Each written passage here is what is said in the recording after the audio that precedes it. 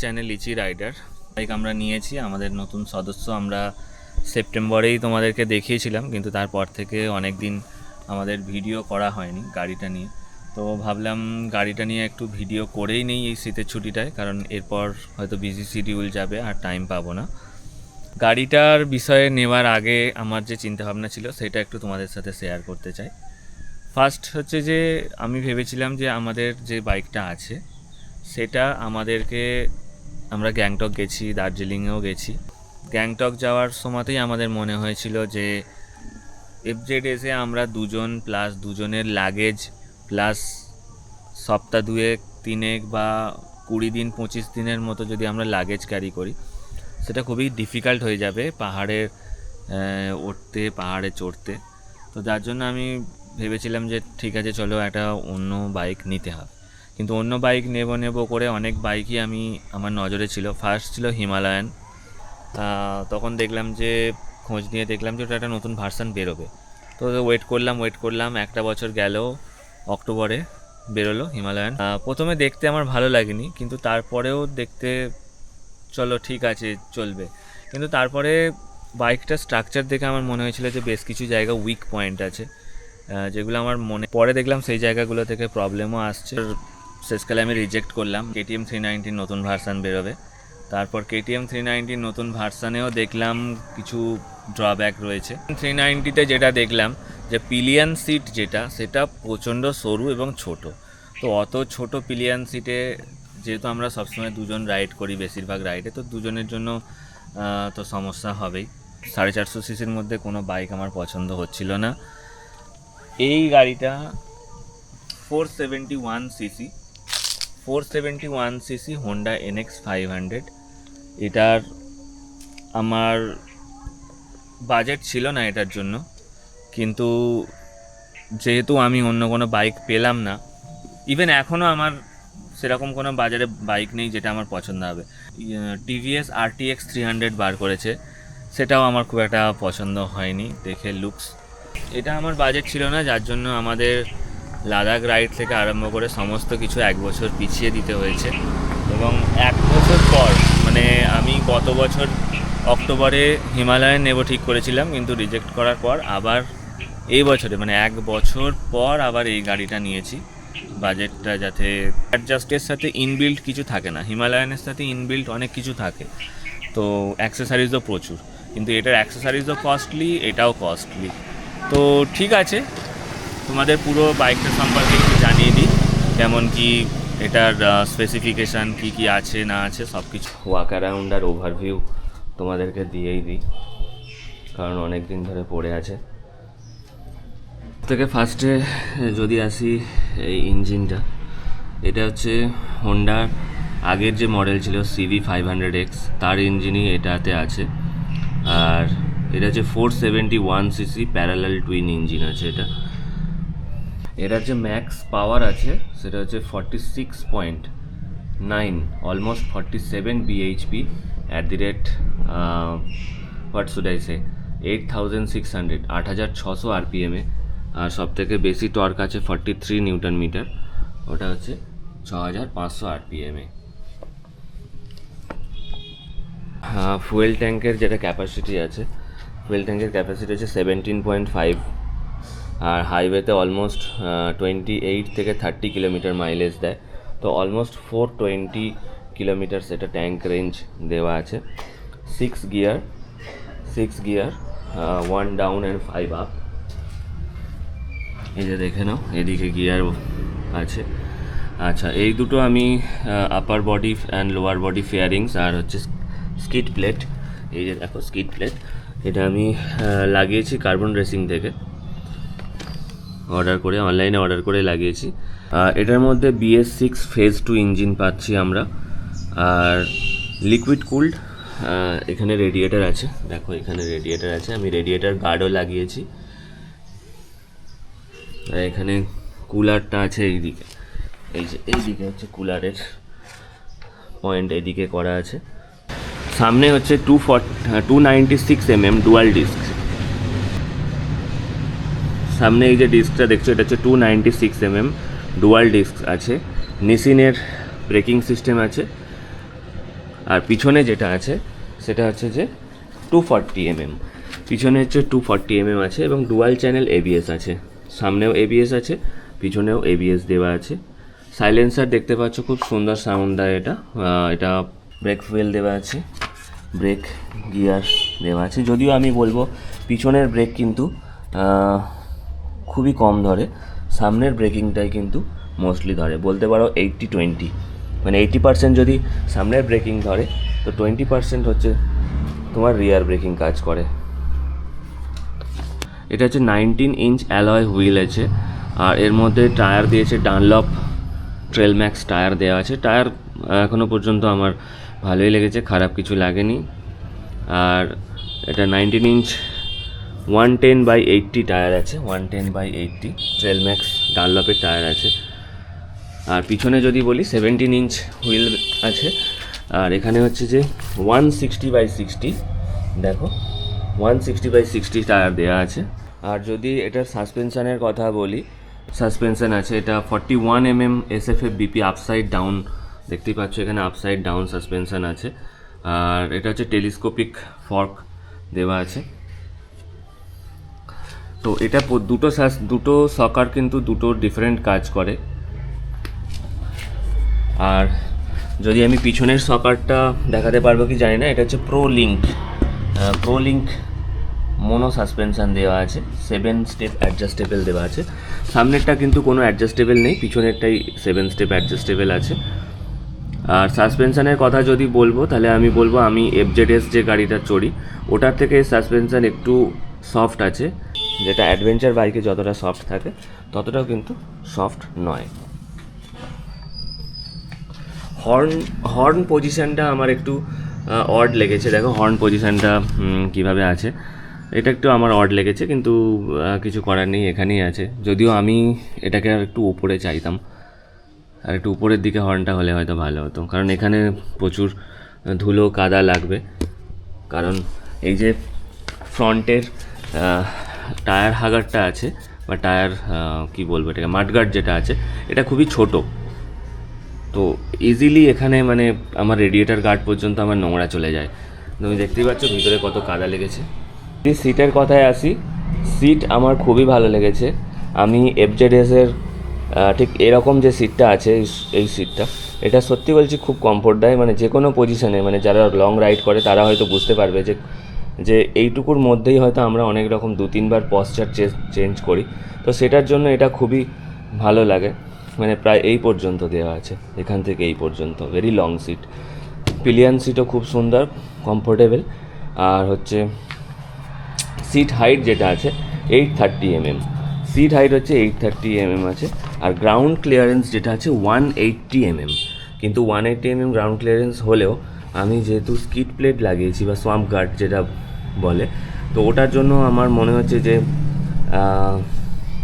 কিছুটা হলেও ground clearance কিন্তু আমার কমে গেছে। সিট খুবই সুন্দর, মানে আমার খুবই পছন্দ হয়েছে এই সিটটা, লম্বা সিট আছে। এবং আমি ভেবে রেখেছি FZS-টা সিটটা যেটা আছে আমি এইভাবে মডিফাই করব, কারণ FZS-এর সিটটা এইখানটা করে এসে শেষ হয়ে গেছে, আর আমার প্রত্যেকবার হড়কে এখানে চলে আসি, কিন্তু এখানে দেখো এখানে গার্ড দেওয়া আছে, সুতরাং আমি যদি হড়কে এখানে আসিও আমার এখানে কমফোর্ট জোন আছে। তো সিটটা আমার খুব ভালো লেগেছে। এটার কথা যদি বলি, হ্যান্ডেলবার কিন্তু ভালো আপরাইজিং এটার পশ্চার আছে এবং হ্যান্ডেলবার যথেষ্ট চওড়া আছে। আমার FZS-এর হ্যান্ডেলবার কিন্তু এতটা চওড়া নয়, সুতরাং আমাকে গাড়ি চালাতে গেলে ভালো মতো আমি বুঝতে পারি যে এই হ্যান্ডেলবারটা চওড়া। আমার ইচ্ছে ছিল এটা সুন্দর কোথাও গিয়ে এটা আমি ভিডিওটা করব, কিন্তু সময়ের অভাবে আমি সেটা করতে পারিনি। আর এখানে দেখো কী কী দেওয়া আছে, এখানে ফ্রন্ট ব্রেকের অয়েল রিজার্ভার দেওয়া আছে, ইঞ্জিন কিল সুইচ আছে, হ্যাজার্ড লাইট আছে, আর এটা হচ্ছে স্টার্ট কি আছে, পাওয়ার বাটন স্টার্ট করার জন্য। এই হ্যান্ডেলবারে কী কী আছে দেখো, এটা হচ্ছে ট্র্যাকশন কন্ট্রোল আছে, আর এটা হচ্ছে স্ক্রিনটার যে নেভিগেশন মেনু আছে সেটা কন্ট্রোল করার জন্য এটা দেওয়া আছে। এটা হর্নটা হচ্ছে মাঝখানে আছে, হর্ন পুরোপুরি অন্য সেট আপ, কারণ FZS-এ হর্নটা নিচে আছে আর ইন্ডিকেটারটা উপরে আছে, তো এই গাড়িটা ইউজ করতে গেলে আমাকে একটু কেয়ারফুলি ইউজ করতে হয়, বাট চালাতে আশা করি হ্যাবিট হয়ে যাবে। এটা হচ্ছে ইন্ডিকেটার সুইচ আছে, আর এই দিকে আছে পাস সুইচ আর হাই বিম সুইচ, ঠিক আছে। আর সামনেটা অনেকটা এরকম, কেবেলগুলো এইভাবে গেছে নিচে, আর এখানে হচ্ছে চাবি পয়েন্ট আছে। ট্যাঙ্ক প্যাডটা আমি লাগিয়েছি আলাদা করে। এই ট্যাঙ্ক প্যাডটা প্রাইস এইটুকু রাবার প্যাড প্রায় 4,000 টাকার কাছে, না 4,500 টাকা দাম নিয়েছিল। একটাই স্ট্যান্ড আছে এখনও পর্যন্ত। ডবল স্ট্যান্ড আমি কিনেছি কিন্তু লাগানো হয়নি, বা আমি নিজে লাগাতে পারিনি, আমাকে মেকানিক দিয়ে লাগাতে হবে। আর একটা জিনিস বলে রাখি, এখান থেকে দেখো মিরর যে দুটো আছে, আমি এর আগেও বলেছি যে এই মিররগুলো কিন্তু খুব সুন্দর। মানে গাড়ি যখন চালায় এই মিরর দিয়ে হাইওয়েতে 3টে লেন থাক, 4টে লেন থাক, যা লেন থাক, পিছন দিক থেকে যা আসছে পুরোটা দেখা যায়। আর এটাও তাই। আমার এফজেডএসে সত্যি বলছি আমার মিররটা খুব প্রবলেম করে, কারণ পুরোটা আমার দেখা যায় না। ডিজাইন মারতে গিয়ে অরিজিনাল ফাংশনালিটিটাই লস করে দিয়েছে। কিন্তু এখানের মিররটা সত্যি বলছি প্রিমিয়াম মিরর আছে, এটা দিয়ে খুব সুন্দর ব্যাকে কি আসছে দেখা যায়। এটার মধ্যে দেখো HISS লেখা আছে, হোন্ডা ইগনিশন সিকিউরিটি সিস্টেম। এটার একটা সাইডেই লক হয়, ওই দিকে লক কিন্তু হয় না। মানে আমি গাড়ি এইদিকে, এই হ্যান্ডেল বার এইদিকে বাঁকিয়ে কিন্তু লক হবে না, শুধুমাত্র লেফট সাইডেই কিন্তু এটা লক হয়। আর চলো অন করে দেখি। এটার মধ্যে আমি কী কী পেয়ে যাচ্ছি, গিয়ার ইন্ডিকেটর পেয়ে যাচ্ছি, ফুয়েল ট্যাঙ্কের ক্যাপাসিটি পেয়ে যাচ্ছি, এটা হচ্ছে RPM মিটার আছে, এখানে একটা টোটাল কত কিলোমিটার আমি চালিয়েছি সেটা দেখাচ্ছে, আর এখানে কিছু ফোন ফাংশনালিটি বা আদার কিছু জিনিসের এখানে দেখাচ্ছে, আর এখানে হচ্ছে তোমার কটা বাজে টাইম দেখাচ্ছে ডিসপ্লে। আর এটা ইগনিশন অন করলে এই এরারটা চলে যায়, এটার কোনো নেই। আর এখানে হচ্ছে ট্র্যাকশন কন্ট্রোলের ইন্ডিকেটর আছে, নিউট্রালের পজিশনের ইন্ডিকেটর দেখাচ্ছে, আর সাইড ইন্ডিকেটরও আছে। এখানে আরও কয়েকটা ABS-এর দেওয়া আছে। এটা হচ্ছে ব্যাকগ্রাউন্ড টাইপ। ডিসপ্লে টাইপ হচ্ছে 3 রকম আছে, একটা বার আছে, একটা সার্কেল আছে, একটা সিম্পল আছে। তো বারটা দেখলাম সাইন SPতেও দিয়ে দিয়েছে এটা, যার জন্য আমি সার্কেল করে রেখেছি। তো বারটা দিয়ে দেখলে দেখা যাবে এরকম, এই যে এরকমভাবে চলে আসছে, এই যে এটা মোর প্রমিনেন্ট লাগে আমার। আর এখানে হচ্ছে বাটনটা আছে, এই যে বাটনটা আছে না, 4টে ওয়েতে কাজ করে, sorry, up and down, left right.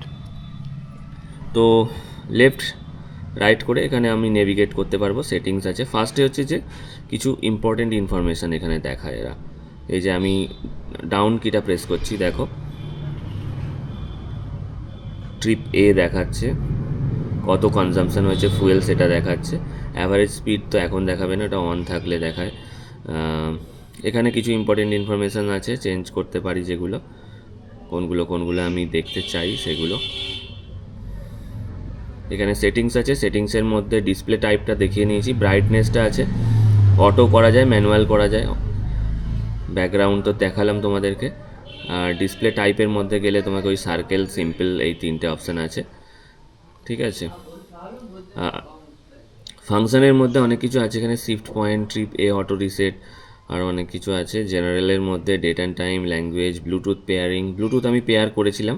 Turn by turn navigation এখানে আছে। এখানে সার্ভিস ইন্ডিকেটার দেখাচ্ছে, মেনটেনেন্স কত কিলোমিটার, অয়েল চেঞ্জ কত কিলোমিটার, ব্যাটারি ভোল্টেজ কত কিলোমিটার। এখানে হচ্ছে তোমার দেখো, এই যে আমার হচ্ছে 12,000 কিলোমিটার সার্ভিস হবে, মানে অক্টোবর 2026-এ আমার সার্ভিস দেখাচ্ছে 1 বছর, অথবা 12,000 কিলোমিটার। ওয়াটার টেম্পারেচার দেখাচ্ছে, ওয়ার্নিং ইনফরমেশান কিছু নেই। এবার তোমাদেরকে ইঞ্জিনের সাউন্ডটা একটু শুনিয়ে দিই।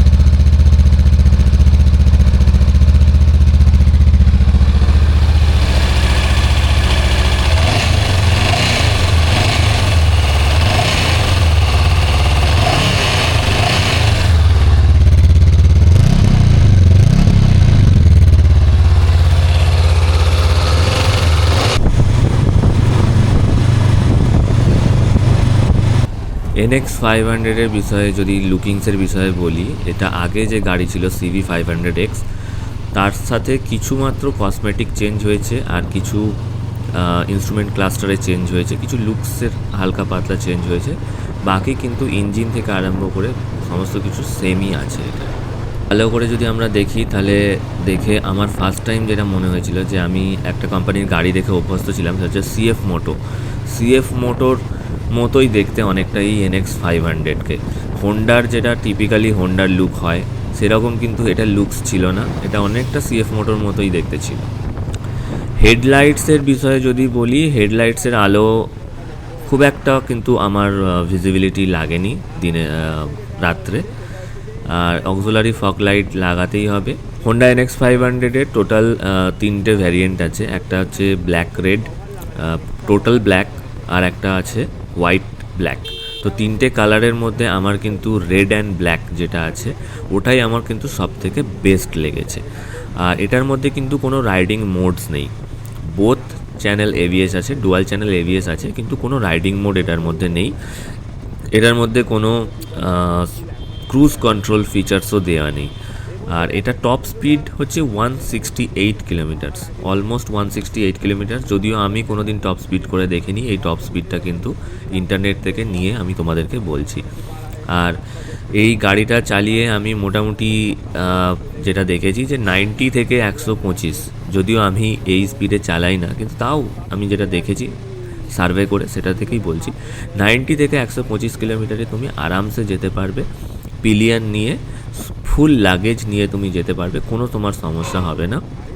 ইঞ্জিনের বিষয়ে যদি আমি চালানোর সময় কিছু বলতে চাই তাহলে আমি বলবো যে একদম ফার্স্ট গিয়ার সেকেন্ড গিয়ার, যেটা ফার্স্ট গিয়ারে হয় না, সেকেন্ড গিয়ার যেটা, সেকেন্ড গিয়ারে আমার মনে হয় একটু পাওয়ার কম আছে, আর একটু পাওয়ার হলে ভালো হতো হয়তো। ইঞ্জিন কিন্তু পুরো স্ট্রেস ফ্রি, আমার কখনো মনে হয়নি যে ইঞ্জিনের ওপর ওভার কোনো প্রেশার পড়ছে। আর ইঞ্জিনের এই যে প্যারালাল টুইন ইঞ্জিনের যেটা সাউন্ড, সেটা কিন্তু খুব দারুণ, আমার প্রচণ্ড ভালো লাগে এই সাউন্ডটা। আমার রাইডিং কনফিডেন্স ভালো পাই, যেখানে বেন্ড আছে, ন্যারো বেন্ডিং আছে, হেয়ারপিন বেন্ড আছে, সেখানে এটা আমার কোনো সমস্যা দেয় না। আর ক্লাচ আর গিয়ার বক্স নিয়ে যদি বলি, ক্লাচ ইজ টু সফট, মানে একদম হালকা ক্লাচ, আমার কাঁধে ব্যথা হবে না এটা আমি 100% শিওর। আমি যখন পুরী থেকে FZS নিয়ে ফিরেছিলাম, আমার মনে আছে যে ক্লাচ ধরে ধরে আমার এক সপ্তাহ আমার কাঁধে ব্যথা ছিল, কিন্তু এর ক্লাচটা এতটাই সফট, আমি শিওর এটাতে আমার কোনো প্রবলেম হবে না। আর গিয়ার বক্সের যদি কথা বলি, গিয়ার বক্স কিন্তু খুবই প্রিসাইজ, কিন্তু আমার যেটা একটা মাইনাস পয়েন্ট লেগেছে, সেটা হয়তো সার্ভিস করলে ঠিক হয়ে যাবে। যখন আমি ফার্স্ট গিয়ার দিচ্ছি তখন কিন্তু গাড়ি একটা হ্যাঁচকা নিচ্ছে, যেটা কিন্তু প্রথম থেকেই লক্ষ্য করেছি, কিন্তু যেটা হওয়ার আমার মনে হয় কথা নয়, এটা হয়তো আমি সার্ভিস সেন্টারে বললে এটা আমাকে ঠিক করে দেবে। NX500 হচ্ছে 471cc প্যারালাল টুইন। আর এটার সাথে যদি মার্কেটে যে গাড়িগুলোর কম্প্যারিজন আসে, মানে অ্যাকচুয়ালি সিসির দিক থেকে বা টর্ক হর্স পাওয়ারের দিক থেকে, সেগুলো রয়্যাল এনফিল্ড হিমালয়ান আছে, KTM 390 আছে, কিন্তু KTM 390 বা হিমালয়ান এর সাথে কম্পেয়ার করতে আমি কেন চাই না, কারণ ওগুলো হচ্ছে সিঙ্গেল সিলিন্ডার ইঞ্জিন, ওর যে কোয়ালিটি, রাইডিং কোয়ালিটি হবে তার সাথে কিন্তু এটা আকাশ পাতাল তফাৎ হবে, বিকজ এটা প্যারালাল টুইন সিলিন্ডার ইঞ্জিন। আর অ্যাকচুয়াল কম্প্যারিজন যদি কারোর সাথে হয়ে থাকে তাহলে কিন্তু সেটা হবে ভার্সেস 650 কিন্তু অনেক ভারী গাড়ি, অনেক উঁচু গাড়ি। আর কাওয়াসাকি ভার্সেস 650 সার্ভিস সেন্টারও আশেপাশে, মানে আমাকে কলকাতাতেই নিয়ে যেতে হবে, এটাও যদিও আমাকে কলকাতায় বিগ উইংসেই নিয়ে যেতে হয় সার্ভিস সেন্টার। তাও আমি আগেই বলেছি যে এই গাড়িটা কেনার পিছনে আমার কী কী হিস্ট্রি আছে, আমি কেন রয়্যাল এনফিল্ড হিমালয়ান 450 বা 411কে ক্যান্সেল করেছি, কেন আমি KTM 390 নিইনি। তাহলে এই গাড়িটা নেওয়ার পিছনে আমার একটাই জিনিস ছিল, যে হোন্ডার reliability plus smoothness of the engine, আর অফরোডিংও হালকা এটা আমাকে হেল্প করবে, প্লাস পিলিয়ন রাইডের জন্য আমার সবথেকে বেশি আমি এটাকে চুজ করেছি। পিলিয়ন রাইড কিন্তু এর সিট খুবই কমফোর্টেবল, খুবই লম্বা সিট আছে, আমার সাথে আমার ওয়াইফের বসে যেতে কোনো রকম সমস্যা হবে না। আর রাইডিং পশ্চার নিয়ে যদি আমি একটু বলতে চাই তাহলে আমি বলবো যে আপার বডি পশ্চার যেটা, মানে আমি কোমর থেকে, ওয়েস্ট থেকে হেড পর্যন্ত যেটা, সেটা কিন্তু পুরোপুরি একদম সিটিং পশ্চারের মতো, মানে যদি চেয়ারে বসে উপরে হাত দিয়ে থাকো টেবিলের উপরে, যে পশ্চারটা দেখে অনেকটা সেরকমই। আর লোয়ার বডি পশ্চার যেটা কোমরের নিচে থেকে, ওয়েস্টের নিচে থেকে অ্যাঙ্কেল পর্যন্ত, সেটা কিন্তু একটু স্পোর্টি ভাব আছে। তো আমি এই বিষয়ে তোমাদেরকে একটা জিনিস বলবো, যেটা আমি FZ এসে যখন গাড়িটা চালাই, সিট হাইট কিন্তু 790 mm আর গ্রাউন্ড ক্লিয়ারেন্স কিন্তু 165। এটা FZS ভার্সন 3 এর কথা বলছি। তো ওখানে আমি বাইকের উপর বসলে আমার অ্যাঙ্কেল, ওয়েস্ট আর নি, এই তিনটের মধ্যে যে অ্যাঙ্গেলটা তৈরি হয় সেটা খুবই কম, খুবই ন্যারো অ্যাঙ্গেল তৈরি হয়, যার জন্য আমি বেশিক্ষণ চালাবার পর আমার হাঁটুতে মনে হয় যে একটু স্ট্রেচ করলে, পাটা স্ট্রেচ করলে আমার ভালো হয়। কিন্তু NX 500-এর ক্ষেত্রে সিট হাইট হচ্ছে 830 আর গ্রাউন্ড ক্লিয়ারেন্স 180। সুতরাং ওই যে আমার নি, ওয়েস্ট আর অ্যাঙ্কেলের মধ্যে যে অ্যাঙ্গেলটা হচ্ছে, ওই অ্যাঙ্গেলটা অনেকটা বড়, যার জন্য আমার কিন্তু রাইডিং পশ্চার যেটা অনেকটা কমফোর্টেবল, আমার নিতে কিন্তু লং রাইডে সমস্যা হয় না। এটা হচ্ছে 197 কেজি, আর আমি এর আগে যেটা গাড়ি চালাতাম সেটা হচ্ছে FZS ভার্সন 3, 137 কেজি। তো অলমোস্ট বুঝতেই পারছো 60 কেজি মোর। ওটাকে যদি আমি হ্যান্ডেলবার ধরে গাড়ির উপর না বসে আমি যদি ওটাকে আগুপিছু করতে চাই, আমি দেখেছি যে আমার বেশ কিছুটা আমাকে ফোর্স দিতে হয়, অতটা হয়তো FZS-এ আমাকে দিতে হয় না। কিন্তু গাড়ির উপর বসার পর এবং গাড়ি চালাবার সময় আমার কিন্তু কোনো রকম ওয়েট মনে হয় না, যেটা কিন্তু আমাকে FZS-এ মনে হয়। মানে দুটোর সাথে আমি যদি কম্পেয়ার করি, ডেফিনেটলি এটা কম্পেয়ার এই কারণেই করছি যে আমার আগের গাড়ি, আমার পরের গাড়ি, স্পেক ওয়াইজ কিন্তু কোনো কম্প্যারিজন হয় না। তো আমার যেটা মনে হয় সেটা হচ্ছে যে FZS-কে আমাকে পুল করতে হয়, আমাকে টানতে হয়, মানে থ্রটল পুল করে আমাকে গাড়িটাকে নিয়ে যেতে হয়। কিন্তু NX 500-এর ক্ষেত্রে কী হয়, আমার মনে হয় গাড়িটা যাচ্ছে, আমাকে ওকে কন্ট্রোল করতে হয়। মাইলেজের ব্যাপারে একটা জিনিস বলে রাখি, এটা হচ্ছে হাইওয়েতে কিন্তু আমি এটা 30 kmpl-ও আমি মাইলেজ পেয়েছি, আবার 26 kmpl-ও আমার মাইলেজ দিয়েছে। আর সার্ভিসের ব্যাপারে বলে রাখি, এটা সার্ভিস হচ্ছে যে 10,000 বা 12,000 কিলোমিটারে একবার সার্ভিস, বছরে একটা সার্ভিস। আমার প্রথম সার্ভিস করতে আমার 5,000 নিয়েছে, অয়েল চেঞ্জ হয়েছে আর বাকি যা কিছু করেছে ওরা করেছে। গাড়িটার পুরো সমস্ত কিছু অ্যাক্সেসারিজ আমি লাগিয়ে নেওয়ার পর তোমাদেরকে অ্যাক্সেসারিজ নিয়ে আর একটা ভিডিও আমি তোমাদের সাথে শেয়ার করব। আর ততক্ষণের জন্য টাটা। চ্যানেলটা আমার কিন্তু সাবস্ক্রাইব করতে আর শেয়ার করতে তোমরা কেউ ভুলো না।